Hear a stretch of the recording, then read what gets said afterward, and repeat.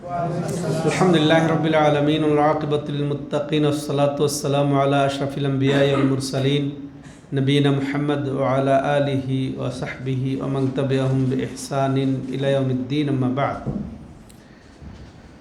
সম্মানিত দূরের ও কাছের দর্শক ও শ্রোতামণ্ডলী, আল্লাহ রাব্বুল আলামিনের অশেষ মেহেরবানিতে আমরা আজ 3রা জিলকাদা 1447 হিজরি রোজ সোমবার রিয়াদস্থ বাথা ইসলামিক সেন্টার থেকে শুরু করতে যাচ্ছি আমাদের ধারাবাহিক ক্লাস। ইমাম আল্লামা শামসুদ্দিন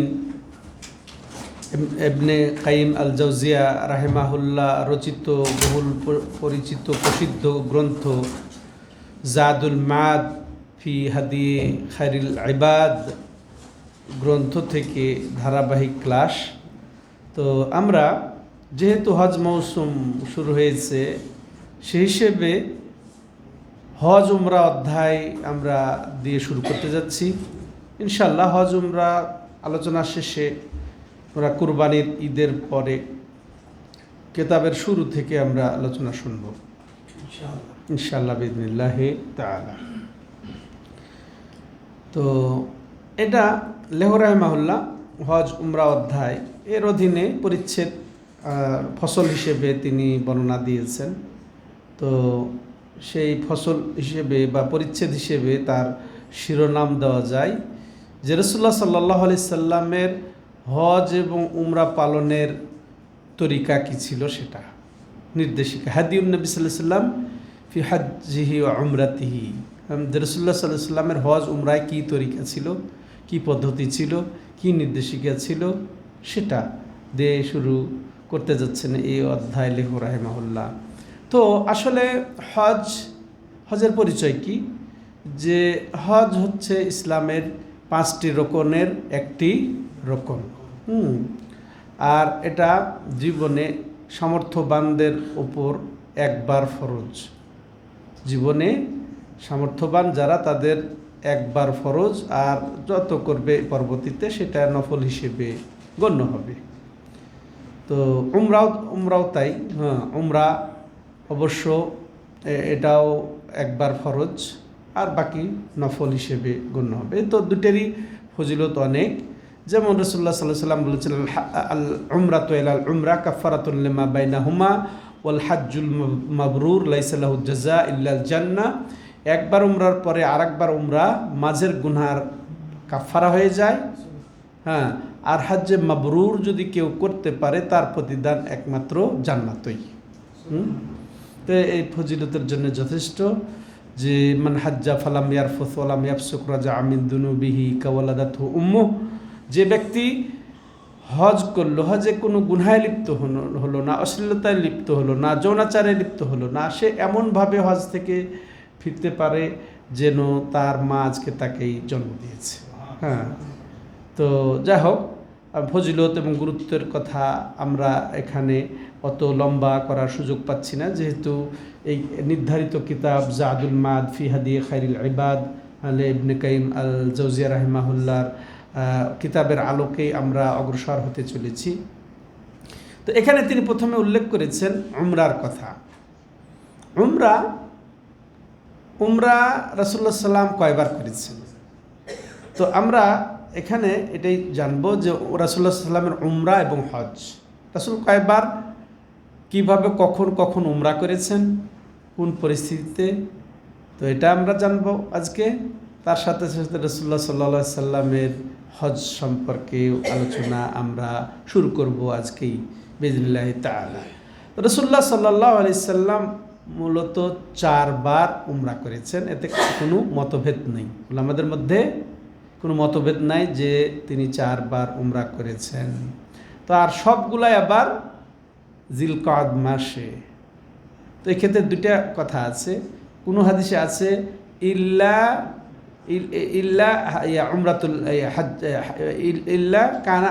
কানাত মা হাজ্জাতিহি, যে উমরাটা তিনি হজের সাথে করেছিলেন, ওটা ছাড়া তিনি প্রত্যেক উমরায় জিলকাদা মাসে করেছেন। একবারও না। এটা আনাস রাদিয়াল্লাহু তাআলা আনহু বর্ণিত হাদিসে উল্লেখ আছে এভাবে। তবে মা আয়েশা রাদিয়াল্লাহু আনহা এবং আব্দুল্লাহ ইবনে আব্বাস রাদিয়াল্লাহু তাআলা আনহুমা ওনাদের কওল মতে, ওনাদের উক্তি মতে যে সবগুলাই জিলকাদা মাসে করেছেন তিনি, 4টাই জিলকাদাতে।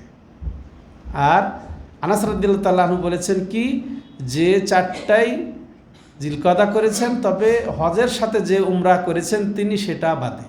ঠিক আছে, তবে এই দুটার মধ্যে কোনো নেই, বৈপরীত্য নেই, হ্যাঁ, সংঘর্ষ নেই, দুই মতের মধ্যে কোনো নাই, এটা এখানে একই বিষয়। কারণ আনাস রাদিয়াল্লাহু তাআলা আনহু যেটা বলেছেন যে জিলহজ মাসে যেটা উমরা কথা উনি দাবি করেছেন, একটি উমরা হজের সাথে যেটা, সেটা তো শেষ হয়েছে এই উমরাটা আসলে জিলহজে, কিন্তু সূচনা হয়েছিল এটাও জিলকাদায়। যেহেতু এই উমরাটাও সূচনা, অর্থাৎ নবী সাল্লাল্লাহু আলাইহি সাল্লাম যে হজ করেছিলেন, হজ সফর শুরু হয়েছিল জিলকাদ মাসের শেষ সপ্তাহে, অর্থাৎ জিলকাদ মাসের 5 দিন থাকা অবস্থাতেই তিনি হজের নিয়ত করেছিলেন বা এই উমরাটার নিয়ত করে ফেলেছিলেন। তাহলে সেই হিসেবে মা আয়েশা রাদিয়াল্লাহু আনহা, আব্দুল্লাহ ইবনে আব্বাস রাদিয়াল্লাহু তাআলা আনহুমা, তার যে দাবি তিনি সূচনা করে ফেলেছিলেন, তাহলে জিলকাদাই শামিল। তো এখান থেকে আমরা এটাই বুঝতে পারলাম। তো তাহলে এখন 4টি উমরা যে করেছিলেন, এখন 4টি কি কখন সেটা আমরা শুনবো। তো প্রথম উমরা তিনি হুদাইবিয়ার উমরা, যেটা হুদাইবিয়ার উমরা নামে প্রসিদ্ধ। তিনি জুলহুলাইফায় ইহরাম বেঁধে তিনি উমরায় বের হয়েছিলেন। হুদাইবিয়া নামক জায়গাতে এসে তিনি মুশরিকদের কর্তৃক বাধাগ্রস্ত হয়ে যান, যে আর পূর্ণ করতে পারেন না। এটা ছিল 6ষ্ঠ হিজরিতে, এটি ছিল 6ষ্ঠ হিজরিতে। তো বাধাপ্রাপ্ত হওয়ার ফলে তো সেখানে হুদাইবিয়াতেই তিনি পশু জবাই করে, হাদি ছিল তার সাথে, হ্যাঁ, তো তিনি সেখানেই হুদাইবিয়াতে পশু কুরবানি করে ফেলেন তিনি, এবং তিনি তার সাহাবীগণকে মাথা মুন্ডন করতে বলেন এবং ইহরাম ভেঙে ফেলেন। হ্যাঁ, সে বছর তিনি মদিনায় ফিরে যান। তাহলে উমরা পূর্ণ না করে তিনি মদিনায় ফিরে যান। তবে এবার যেহেতু নিয়ত করেছেন, আর সিস্টেম এটাও তরিকা যে বাধাগ্রস্ত হলে হালাল হয়ে যাওয়া, তো এটাও উমরা আসলে গণ্যই হয়ে গেছে। এটা হুদাইবিয়ার উমরা নামে প্রসিদ্ধ এবং এটা উমরা হিসেবে গণ্য হয়েছে। সহিহ বুখারীতে এসেছে যেভাবে। এবার দ্বিতীয় উমরা ছিল উমরাতুল কাদা নামে প্রসিদ্ধ, উমরাতুল কাদিয়া নামেও প্রসিদ্ধ। কাদা বলতে এই যে হুদাইবিয়ার প্রথম এই যেটা করতে চেয়েছিলেন তিনি করতে পারলেন না, সেটার কাজা। পরবর্তী বছর, ওই বছরই কিন্তু না, পরবর্তী বছর এই যে জিলকাদ মাসেই তিনি কাজা হিসেবে পালন করেছেন। এটার নামই পড়েছে উমরাতুল কাদা, কিন্তু অন্য ওলামায়ে কেরাম বলছেন না, এটা কাদিয়া। এটা আসলে মক্কার কাফের কুরাইশদের সাথে সমাধান ফায়সালা ভিত্তিক এটা একটা উমরা ছিল। ওদের সাথে ফায়সালা করে সন্ধি করে যেহেতু ফিরে গিয়ে তিনি আবার এটা স্বতন্ত্র উমরা করেছেন। অন্য ওলামাদের দাবি কি এটা স্বতন্ত্র উমরা, ওটা কাজা না, কাজা ওটা হয়ে গেছে। আর এটা পরবর্তী বছর এটা স্বতন্ত্র উমরা, তাদের সাথে ফায়সালা ভিত্তিক সেটা উমরা। তাহলে এটাই কিন্তু অগ্রাধিকার প্রাপ্ত। কারণ যে এই প্রখ্যাত মাশাআল্লাহ গবেষক, লেখক, ঐতিহাসিক সুহাইলি, ইনি বলছেন আসলে তো ওই যে হুদাইবিয়ার উমরা যেটা 6ষ্ঠ হিজরিতে ছিল, ওটা তো আর ভঙ্গ হয়ে যায়নি, ওটা তো ওই উমরাটা তো নষ্ট হয়ে যায়নি। হ্যাঁ, তো যে নষ্ট হলে না ওটার কাজা হয়। আরেকটা দলিল হিসেবে উল্লেখ করা হয়, হুদাইবিয়ার বছর রাসূলুল্লাহ সাল্লাল্লাহু আলাইহি সাল্লামের সাথে প্রায় 1400 সাহাবী ছিলেন উমরা সফরে। কিন্তু যদি ওটা কাজা হতো, তাহলে এটা ফরজ হয়ে ওটা কাজা যদি পূর্ণ করতেন, তাহলে সবাইকে এটা পূর্ণ করতে হতো। কিন্তু এমনটি ঘোষণাও রাসূলুল্লাহ সাল্লাল্লাহু আলাইহি সাল্লাম দেন নাই যে আমরা সবাই কাজা করব, গত বছর যেটা পারি নাই সবাই চলো, এটাও তিনি ঘোষণা দেন নাই। যারা পেরেছে এসেছেন, হ্যাঁ, তো সবাই তাহলে আসেন নাই, তাহলে বোঝা গেল এটা কাজা না। কাজা হলে সবার আসা জরুরি ছিল। তো এই ভিত্তিতে এটাই যে উমরাতুল কাজিয়া, এটা আসলে এটা স্বতন্ত্র আরেকটি উমরা। তো দ্বিতীয়টা হচ্ছে যদিও উমরা কাজা বলি আর কাজিয়া বলি, তো এটা একটা উমরা। সম্মানিত দর্শক ও শ্রোতা মণ্ডলী, এবার তৃতীয় উমরা যেটা রাসূলুল্লাহ সাল্লাম করেছিলেন, যে তিনি হজের সাথে যেটা করেছেন, হজের সাথে যেটা করেছেন। আর এটা অবশ্য হজের সাথে বলতে নবী সাল্লাল্লাহু আলাইহি সাল্লামের নিয়ত ছিল জুলহুলাইফা থেকে উমরা এবং হজ দুটা একসাথে, যেটাকে কোন হজ বলা হয়, কে বলতে পারবেন? যে এই যে উমরা এবং হজের একসাথে নিয়ত করে মিকাত থেকে স্টার্ট করলে শুরু করলে ওটা কোন হজ? একসাথে নিয়াত, কেরান। কেরান মানে মিলিয়ে নেওয়া। হ্যাঁ, উমরা এবং হজের নিয়তকে মিলিয়ে সম্পাদন করা, এটা হচ্ছে কেরান। আর রাসূলুল্লাহ সাল্লাম এটাই করেছিলেন। কিন্তু অধিকাংশ সাহাবী, মা আয়েশা রাদিয়াল্লাহু আনহা সহ, তারা তামাত্তু করেছিলেন স্বতন্ত্র উমরার নিয়ত মিকাত থেকে। এরপরে এটা পূর্ণ করে 8ম তারিখে হজের দিন যেটা শুরু, ওখানে আবার আলাদাভাবে আবার হজের নিয়ত। ওটা কি তাহলে ওটাও দুইটা, উমরা এবং হজ, কিন্তু উমরা স্বতন্ত্র, আবার হজ স্বতন্ত্র নিয়তে পূর্ণ করলে সেটা কি? সেটা হচ্ছে তামাত্তু। তো রাসূলুল্লাহ সাল্লাল্লাহু আলাইহি ওয়াসাল্লাম ছিল কেরান। হ্যাঁ, তো রাসূল সাল্লাল্লাহু আলাইহি সাল্লাম যে হজের সাথে যে উমরাটি করেছেন, সেটাও একটু আগে বললাম যে এটা জিলকাদ মাসের প্রায় 5 দিন থাকা অবস্থায় তিনি জুলহুলাইফা থেকে বের হয়েছিলেন। এর ভিত্তিতেই কিন্তু মা আয়েশা এবং আব্দুল্লাহ ইবনে আব্বাস রাদিয়াল্লাহু আনহুমা এটা জিলকাদেই এই উমরাটা ধরেছেন। কিন্তু আনাস রাদিয়াল্লাহু তাআলা আনহু চিন্তা করেছেন যে রাসূলুল্লাহ সাল্লাম পালন করেছেন এই উমরাটা জিলহজ মাসে, যদিও উনি নিয়ত করে বের হয়েছেন জুলহুলাইফা থেকে, কিন্তু উমরা পালন হয়েছে কখন? জিলকাদা। আর এটা আমরা জেনে রাখবো যে রাসূলুল্লাহ সাল্লাল্লাহু আলাইহি সাল্লাম, ওটা অবশ্য হজের বর্ণনায় আবার আসবে, বলবো যে রাসূলুল্লাহ সাল্লাল্লাহু আলাইহি সাল্লাম জিলকাদ মাসের 5 দিন থাকা অবস্থায় তিনি মক্কা থেকে মদিনা রওনা হন এবং 9 দিন যাবৎ তিনি রাস্তায় অতিক্রম করে তিনি 4ঠা জিলহিজ্জা পৌঁছেন মক্কাতে, 4ঠা জিলহিজ্জা পৌঁছেন। তো তাহলে তৃতীয় উমরা কোনটা? যেটা বললাম যে যেটা হজের সাথে উমরা। ঠিক আছে ভাইরা? তো এই হজের সাথে রাসূলুল্লাহ সাল্লাল্লাহু আলাইহি সাল্লাম যে উমরাটা করেছেন, এটা কেরানের উমরা। আর এটার বহু দলিল আছে, 20-এর ঊর্ধ্বে দলিল আছে যে তার হজটা ছিল হজ্জে কেরান। চতুর্থ যেটা উমরা, সেটা জিরানা, উমরাতুল জিরানা নামে প্রসিদ্ধ। উমরাতুল জিরানা এটা আসলে কীভাবে হয়েছিল?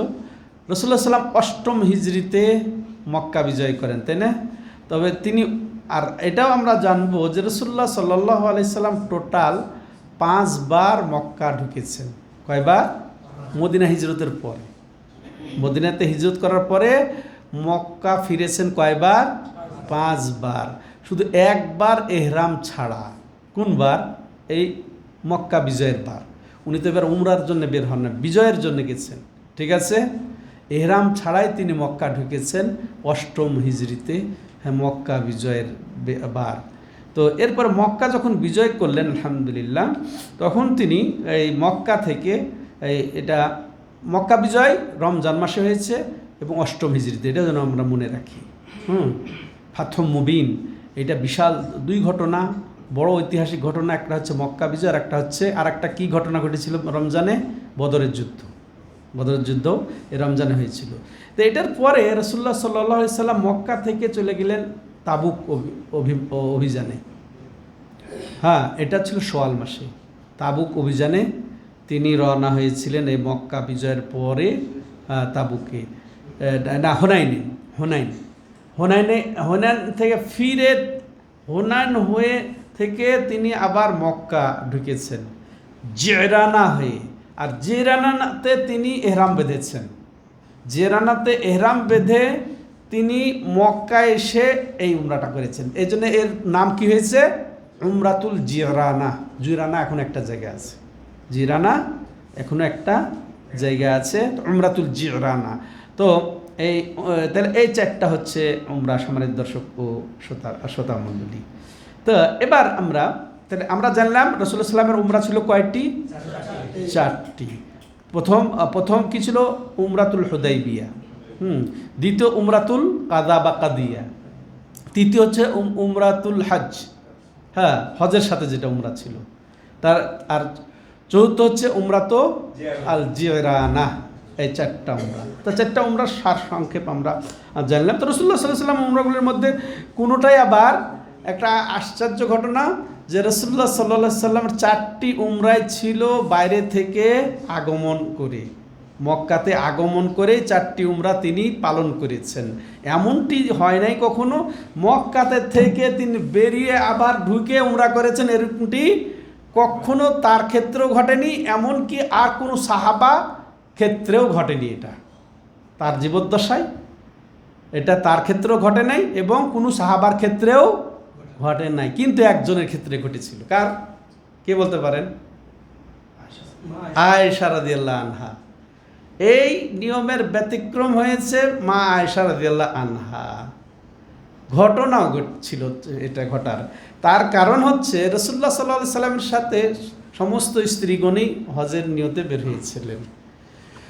আয়েশা রাদিয়াল্লাহু আনহাও স্বতন্ত্র উমরার নিয়তে জিলহুলাইফা থেকে ইহরাম বেঁধে বেরিয়েছেন মক্কার অভিমুখে। তো আর এটা কি হজ ছিল? তামাত্তু হজ, স্বতন্ত্র উমরার নিয়ত। এরপরে হজের দিনে 8 তারিখে আবার হজের নিয়ত, উমরা শেষ করে হজের নিয়ত। এটাই ছিল মা আয়েশা রাদিয়াল্লাহু আনহার হজ। তো মক্কায় ঢোকার পরে যখন উমরা করতে হবে তাকে, তাই না? কিন্তু তখন তার মাসিক স্রাব এসে গেল, হায়েজ এসে গেল। এরপরে রাসূলুল্লাহ সাল্লাল্লাহু আলাইহি সাল্লাম তাকে কি নির্দেশিকা দিলেন যে তুমি ওই অবস্থায় থেকে যাও, তুমি তওয়াফ সাই না করে এটাকে তুমি মিলিয়ে নাও, উমরা এবং হজ একসাথে করে ফেলো। এটা কি? এটাই কোন হজ? কিরান, যেটা রাসূলুল্লাহ সাল্লামের হজ ছিল। হ্যাঁ, তো রাসূলুল্লাহ সাল্লাম পশুও সাথে নিয়ে এসেছিলেন। তো যাই হোক, মা আয়েশা রাদিয়াল্লাহু আনহাকে এই নির্দেশনা দিলে তিনি ওইভাবে থেকে গেলেন।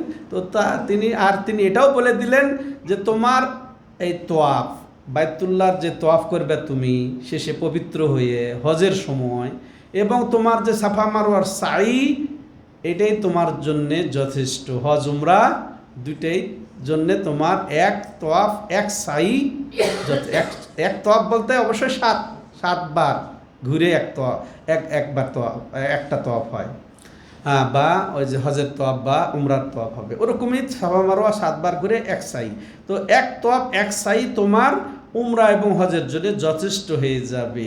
তবে হ্যাঁ, তো মা আয়েশা রাদিয়াল্লাহু আনহা এটা তো করেছেন ঠিকই, মেনেছেন ঠিকই, কিন্তু শেষে তিনি একটু তার মনে একটু ভিন্ন হয়ে গেল যে আমার সাথে যত রাসূলুল্লাহ সাল্লাল্লাহু আলাইহি ওয়াসাল্লাম সব স্ত্রীর সাথে প্রত্যেকের 2টা তোয়াফ হলো, 2টা সাই হলো, 2বার তোয়াফ 2বার সাই হলো। আর তার এই সমস্যা আসার কারণে 1বার তোয়াফ 1বার সাই হলো, তাই না? এই জন্যে তিনি আর অন্তরকে মানাতে পারছিলেন না। রাসূলুল্লাহ সাল্লাম তাকে তার মনতুষ্টির জন্যে তিনি কি করলেন? নির্দেশ দিলেন যে ঠিক আছে, তুমি ওই হালাল সীমান্তে গিয়ে ওখান থেকে তুমি ইহরাম বেঁধে, যেটাকে তানঈম বলা হয়, আসল নাম কি ওখানে? তানঈম। ওখানতে আয়েশা ওই যেখানে যে তিনি ইহরাম বেঁধে এসেছিলেন সে ওই জায়গাতে একটা মসজিদ হয়ে গেছে, সেটা আয়েশা রাদিয়াল্লাহু আনহার নামে মসজিদ পড়েছে, ওটা পরে, তাই না? তো আয়েশা মসজিদ নামেই এখন ওইটা মিকাতের মতোই হয়ে গেছে, তাই না? তো ওখানে মক্কা থেকে যারা উমরা করে তারা ওইখানে গিয়ে ইহরাম বেঁধে এসে উমরা করে। তো রাসূলুল্লাহ সাল্লাম তার সন্তুষ্টির জন্যে তাকে অনুমতি দিলেন, ঠিক আছে। তবে একাই তো আর পাঠান নাই। কাকে পাঠালেন? আয়েশা রাদিয়াল্লাহু আনহার ভাই আব্দুর রহমান বিন আবু বকর। আয়েশা রাদিয়াল্লাহু আনহা কার মেয়ে ছিলেন? আবু বকর রাদিয়াল্লাহু তাআলা আনহুর মেয়ে। তো তার ভাই আব্দুর রহমান কে সাথে দিলেন রাসূলুল্লাহ সাল্লাল্লাহু আলাইহি ওয়াসাল্লাম যে তুমিও তার সাথে গিয়ে তাকে উমরা করিয়ে নাও বা সেখান থেকে ইহরাম বাঁধিয়ে নিয়ে আসো। তো এইগুলো ঘটনা যে রাসূলুল্লাহ সাল্লাল্লাহু আলাইহি সাল্লামের সাথে। এরবার দেখেন এখান থেকে আমরা কিছু শিখব, সেটা কি যে রাসূলুল্লাহ সাল্লাল্লাহু আলাইহি সাল্লাম এখন যদি এক সফরে এইভাবে মক্কা থেকে বেরিয়ে উমরা করা যদি সওয়াবের কাজ হতো, তাহলে রাসূলুল্লাহ সাল্লাল্লাহু আলাইহি সাল্লাম আব্দুর রহমান আগে উমরা করেছেন, তাই না? তো তাকে পাঠালেন কি জন্যে? শুধু সাথে রাখার জন্যে। কিন্তু এখানে যদি বিধিবদ্ধ হতো, রাসূলুল্লাহ সাল্লামের যদি এটা তরিকা হতো, তাইলে তিনি আব্দুর রহমান বিন আবু বকর রাদিয়াল্লাহু আনহুমাকেও বলতেন যে ঠিকই তুমিও সাথে থেকে উমরা করে নিও, তুমিও ইহরাম বেঁধে এসো। বা তার সাথে আরও বোঝা যায়, জাদুল মাদের লেখক আল্লামা ইবনুল কাইয়িম জাওজিয়া বলছেন যে আব্দুর রহমান আবু বকর এবং তার সাথে যারা ছিল তাদের কাউকে রাসূলুল্লাহ সাল্লাল্লাহু আলাইহি সাল্লাম নির্দেশনা দেন নাই যে তোমরা উমরা পালন করে নিও। তাকেও তারা উমরা করেন নাই আয়েশা রাদিয়াল্লাহু আনহার সাথে। তো কি বোঝা গেল? যে ওটাই হচ্ছে আসল, যে বাইরে থেকে এসে উমরা পালন করতে হবে। ঠিক আছে, বাইরে থেকে এসেই উমরা পালন করতে হবে। মক্কা থেকে বেরিয়ে ওই যে আয়েশা মসজিদে যাবে আর আসবে আর উমরা করবে, যাবে আর আসবে আর উমরা করবে, এটা একটা তামাশার মতো দেখায়। এটা একটা তামাশার মতো। এটা রাসূল সাল্লাল্লাহু আলাইহি ওয়াসাল্লামের হাদিস। এটা আমরা কি বই থেকে শুনছি? যে হাদিন নবী সাল্লাল্লাহু আলাইহি ওয়াসাল্লাম, জাদুল মাদ ফি হাদি খায়রিল ইবাদ, সর্বসেরা মানব মুহাম্মদুর রাসূলুল্লাহ সাল্লাল্লাহু আলাইহি ওয়াসাল্লামের তরিকা মতো পরকালের পাথেও আমরা নিচ্ছি এখান থেকে। ঠিক আছে, তাহলে তিনি এটা নিজেও কখনো করেন নাই, কোনো সাহাবাকেও তিনি করার জন্য নির্দেশ দেন নাই। একটি ব্যতিক্রম, আর ব্যতিক্রম এটা যে আসলেই ব্যতিক্রম তার একেবারে জ্বলন্ত প্রমাণ আব্দুর রহমান বিন আবু বকর রাদিয়াল্লাহু তাআলা আনহুমা, যে তিনিও উমরা করেন নাই। ঠিক আছে ভাইরা, হ্যাঁ। তো প্রথম অনুচ্ছেদ শেষ হলো। দ্বিতীয় অনুচ্ছেদ এই ক্ষেত্রে হজের মাসসমূহে রাসূলুল্লাহ সাল্লাল্লাহু আলাইহি ওয়াসাল্লামের উমরা পালন। তো রাসূলুল্লাহ সাল্লাম একটু আগে আমরা শুনলাম যে রাসূলুল্লাহ সাল্লাম প্রত্যেকটা উমরা কোন মাসে করেছেন? হ্যাঁ, জিলকদ। আমরা যদি বলি আরেক ভাষায় যে হজের মাসেই তিনি উমরা করেছেন, তাই না? হজের মাসে, জিলকদ কি হজের মাস না? এই শাওয়াল থেকে হজের মাস। হজের মাস কয়টি? শাওয়াল, জিলকাদা এবং জিলহিজ্জা।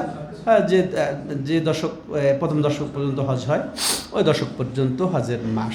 তো রাসূলুল্লাহ সাল্লামের উমরাগুলা ছিল যে হজের মাসসমূহে। তো তিনি ওই তো বলছিলাম যে রাসূলুল্লাহ সাল্লাম মক্কা থেকে মদিনা হিজরতের পর 5 বার মক্কা প্রবেশ করেছেন। আর এটা তিনি এই জন্য হয়তো করেছেন আল্লাহর নির্দেশেই, যে মক্কার মুশরিকরা হজের মাসে উমরা করাটাকে জঘন্য অপরাধ মনে করত। এটা পাপের কাজ মতো, এটা চরম পাপাচার মনে করত। তো তাদের বিরোধিতা করতে গিয়েই হয়তো এটা তিনি আরও করেছেন। এটা আল্লাহর এই হুকুমে তিনি করেছেন। এ থেকে প্রমাণ হয় যে হজের মাসগুলোতে উমরা করা অন্য মাসের চেয়ে উত্তম, রজব মাসের থেকে উত্তম। আর আল্লাহ রব্বুল আলামিন তার প্রিয় হাবিব, প্রিয় খালিল এই মুহাম্মদ সাল্লাল্লাহু আলাইহি সাল্লামের জন্যে উত্তম ছাড়া কি আর অন্য কিছু বাছাই করবেন? আল্লাহ রব্বুল আলামিনের নির্দেশ, আল্লাহ বাছাই করে তাকে এই হজের মাসে উমরা করার নির্দেশনা দিয়েছেন। তো তাহলে বোঝা গেল যে এটা উত্তম সময়, হজের মাসটা উমরা করার জন্যে উত্তম সময়। সম্মানিত দর্শক ও শ্রোতা মণ্ডলী, তো তবে হ্যাঁ, এখানে আরেকটা হাদিস, চমৎকার হাদিস, এটা সহিহ বুখারী মুসলিমে এসেছে, অন্যান্য হাদিসে এসেছে যে উম্মে মাকাল একজন প্রখ্যাত মহিলা সাহাবী রাসূলুল্লাহ সাল্লাল্লাহু আলাইহি ওয়াসাল্লামের সাথে হজ করার সুযোগ লাভ করেন নাই, কোনো কারণে তিনি বিরত ছিলেন। তো তাকে তিনি সান্ত্বনা দিয়ে বললেন, তিনি বললেন যে তুমি কি জানো না, উমরাতুন ফি রমাদান তা'দিলু হাজ্জাহ, অন্য বর্ণনা আছে হাজ্জাতাম মাই, যে রমজান মাসে উমরা করা এক হজের সমান সওয়াব, বা আমার সাথে হজ করা সমান সওয়াব। তাহলে রমজান মাসের উমরার তাহলে ফজিলত এখানে আলাদা বর্ণনা হয়েছে। তাহলে এর অর্থ এই নয় যে রাসূলুল্লাহ সাল্লাল্লাহু আলাইহি ওয়াসাল্লাম ফজিলত বাদ দিয়ে হজের মাসে উমরা করেছেন, এ কিন্তু নয়। একটু আগে যেটা বলা হলো যে আল্লাহ রাব্বুল আলামিন অবশ্যই তার প্রিয় হাবিব খলিলের জন্যে যেটা উত্তম সেটাই তিনি গ্রহণ করেছেন, বা সেটাই তিনি নির্দেশনা দিয়েছেন। তাহলে হজের মাসে উমরা করাটা উত্তম, সাধারণত হজের মাসে উমরা করাটা সাধারণত উত্তম। কিন্তু কেউ যদি এটা করতে চায় তার ফজিলত এটা আলাদা, যে সে একটা হজের সমান সব পাবে। বুঝে আসলো? তো এটা আসলে এই এই যে হজের মৌসুমটা, এটা হজ উমরা দুটের জন্য উত্তম। এটা হজ উমরা, হজ কোন সময় করি? তাহলে হজও তো তাহলে এই না রমজানই করা তো উচিত ছিল, তাই না?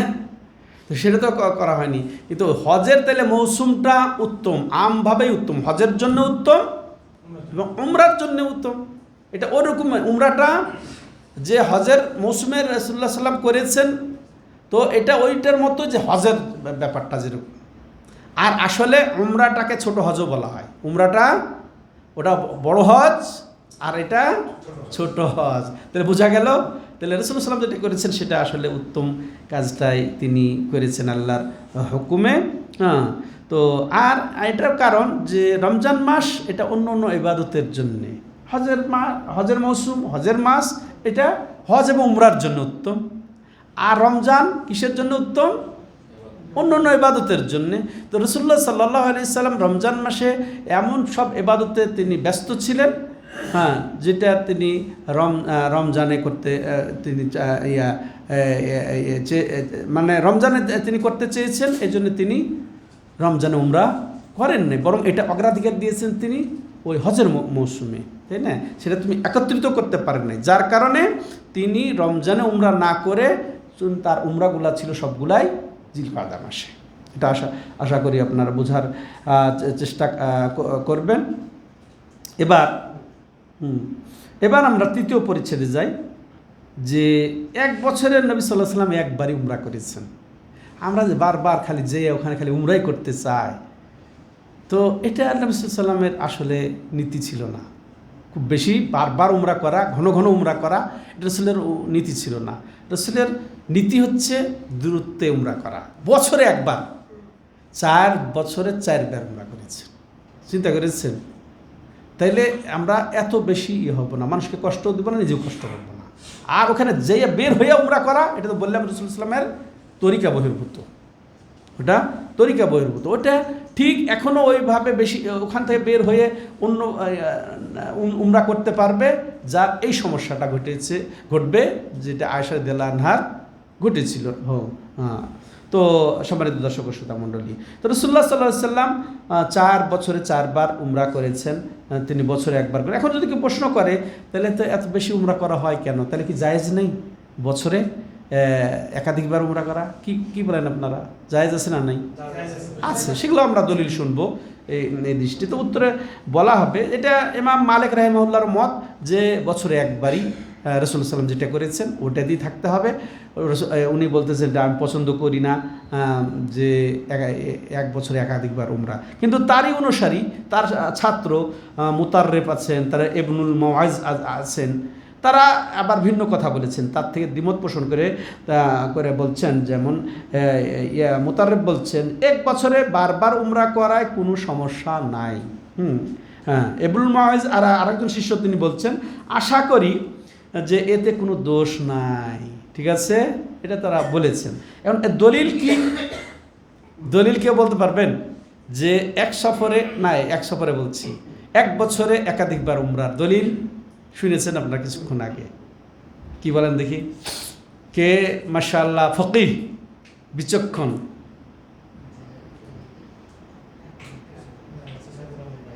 হ্যাঁ, কে? এদিকে আমাকে বলেন। শেষের উমরাটা রাসূল সাল্লাল্লাহু আলাইহি ওয়াসাল্লাম যেভাবে করলেন, হ্যাঁ, তাতে সেটা একই বছরে দুইটা কই হজ এবং বাইরে এসে উমরা জিয়ারা না, ওটা তো এক বছরের না। মক্কা বিজয়, হ্যাঁ, মক্কা বিজয় যে উমরাটা তিনি করলেন, মক্কা বিজয়টা 8ম হিজরি, আর হজ করেছেন তিনি 10ম হিজরি। ওই যে মক্কা বিজয়ে উমরা একবার করলেন, না, মক্কা বিজয় তো উমরা হয় নাই। মক্কা বিজয় তিনি এহরাম ছাড়াই ঢুকেছেন, এটা বলেছি আমি।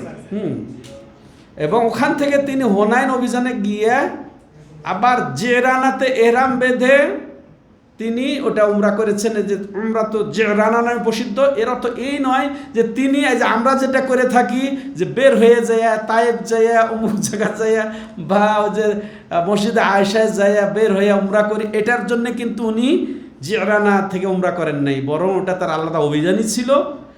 আসার পর আবার মক্কা যাবেন, তো তিনি তখন জিরানাই এহরাম বেঁধে তিনি স্বতন্ত্র একটা উমরা করেছেন, ওটার সাথে এটা সম্বন্ধ। আমি যেটা বলতে চাচ্ছি, আয়েশা রাদিয়াল্লাহু আনহার উমরা এক বছরে দুইটাই হয়েছে। কেমনে? আয়েশা রাদিয়াল্লাহু তাআলা আনহার উমরা 100 পরে লা হাওলা ওয়ালা কুওয়াতা ইল্লা বিল্লাহ কাদ্দারাল্লাহু মা শা ফাআল, টিভি নেই। তো আয়েশা রাদিয়াল্লাহু আনহার ওই যে তিনি তো কেরান করেছেন, আর কেরানের নিয়ত কি হয়? উমরা এবং হজ দুইটারই নিয়ত হয়। ওই হিসেবে উমরারও ওটা হয়েছে তার, ওটা উমরাও হয়েছে তার। আর এরপরে স্বতন্ত্র আর একটা উমরা হয়েছে কয়দিন পরই। ঠিক আছে, বুঝতে পেরেছেন আপনারা? আয়েশা রাদিয়াল্লাহু আনহা ওই যে তওয়াফ সাই বাকি ছিল, হ্যাঁ, একবার তওয়াফ সাই করাই তার জন্য যথেষ্ট হয়েছিল। এই জন্য রাসূলুল্লাহ সাল্লাল্লাহু আলাইহি ওয়াসাল্লাম তাকে অনুমতি দিয়েছিলেন আর একটা স্বতন্ত্র উমরা। একটা স্বতন্ত্র উমরা হলো, আর একটা হজের সাথে উমরা হলো। ঠিক আছে, এই নিয়ে আয়েশা রাদিয়াল্লাহু আনহার বছরে 2 বার উমরা হলো। তো দলিল পাওয়া গেল তো বছরে একাধিকবার উমরা করা যায়। আর একটা দলিল আছে, আলী রাদিয়াল্লাহু তাআলা আনহু তিনি একাধিকবার উমরা করেছেন। হ্যাঁ, তিনি বছরে বারবার উমরা করেছেন। সম্মানিত দর্শক ও শ্রোতা মণ্ডলী, আর এছাড়াও রাসূলুল্লাহ সাল্লামের হাদিস আল উমরা ইলাল উমরা কাফারাতুল লিমা বাইনাহুমা, একবার উমরার পরে আরেকবার উমরা করা মাঝের গুনার কাফারা হয়ে যায়। আর এক হাদিস এসেছে তাবিউল হজ্জ ওয়াল উমরা লিআন্নাহুমা ইয়ানফিয়ানি ইয়ানফিয়ানিল ফাকরা কামা ইয়ানফিল কিরু খাবাসাল হাদিদ আও কামা ক্বালা নবী সাল্লাল্লাহু আলাইহি ওয়াসাল্লাম, যে তোমরা হজ উমরার পরে হজ উমরা করো। হ্যাঁ, হজ উমরার পরে হজ উমরা করো, কারণ এই বারবার করো, একবার পর আরেকবার করো, তাহলে তো এটা উৎসাহিত করা হচ্ছে বেশি উমরা করার, তাই না? বেশি উমরা করা হচ্ছে, কারণ এই হজ উমরা করাটা তো কি হয় যে ওইভাবে গুনাহ মাফ হয়ে যায়, যেভাবে ওই যে লোহার ওই যে হাফর যেভাবে লোহার ময়লাকে দূর করে ফেলে, ওরকমভাবে মানুষের গুনাহকে দূর করে ফেলে। ঠিক আছে, এর দলিল পেলাম আমরা। সম্মানিত দর্শক ও শ্রোতা মণ্ডলী, আয়েশা রাদিয়াল্লাহু আনহাকে যে অনুমতি দিয়েছিলেন, তাহলে এটা স্বাভাবিক উমরা ছাড়াও আরেকটা স্বতন্ত্র উমরা, এতে তাহলে আমরা দুটাও দলিল পেলাম। সারসংক্ষেপ, এই আলোচনার সারসংক্ষেপ, তৃতীয় পরিচ্ছেদ সহ এর সারসংক্ষেপ পেলাম যে রাসূলুল্লাহ সাল্লাম হজের মাসগুলোতে উমরা করাকে প্রাধান্য দিয়েছেন। দ্বিতীয়, রমজান মাসের উমরা হজের সমান সওয়াব, এটাও আমরা জানলাম। আর তৃতীয় যেটা আমরা বিষয়, এক বছরে একাধিকবার উমরা করা যায়, যেটা আয়েশা রাদিয়াল্লাহু আনহা করেছেন। হ্যাঁ, তো অধিকাংশ আলেমের এটাই মত। চতুর্থ পরিচ্ছেদে আমরা যেটা শুনবো এবার হজ। চতুর্থ পরিচ্ছেদ আমরা কি শুনবো? কত বাজে এই হজটা আগামীকালের জন্য, আগামী সপ্তাহের জন্য রাখবো না কি কিছু আলোচনা করব? হ্যাঁ, তো ঠিক আছে, এ পর্যন্তই হলো। তো আল্লাহ রাব্বুল আলামিনের কাছে দোয়া, আল্লাহ রাব্বুল আলামিন আমাদেরকে রাসূলুল্লাহ সাল্লাল্লাহু আলাইহি ওয়াসাল্লাম তরিকা ভিত্তিক জাদুল মাআদ পরকালের পাথেয় সংগ্রহ করার তৌফিক দান করেন।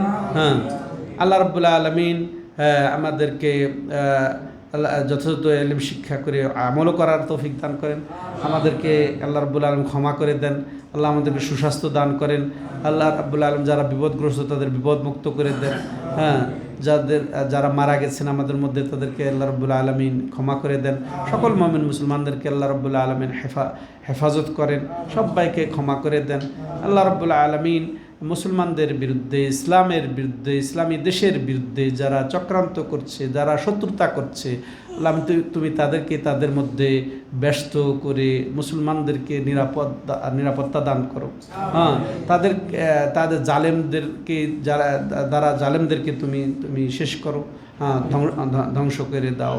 ইয়া কাউয়ু ইয়া আজিজ ইয়া কাউয়ু ইয়া মাতিন হাদা ওয়া সাল্লাল্লাহু আলা নবিনা মুহাম্মদ ওয়া আলা আলিহি ওয়া সাহবিহি আজমাইন সুবহানাকাল্লাহুম্মা বিহামদিকা আশহাদু আল্লা ইলাহা ইল্লা আনতা আস্তাগফিরুকা ওয়া আতুবু ইলাইক।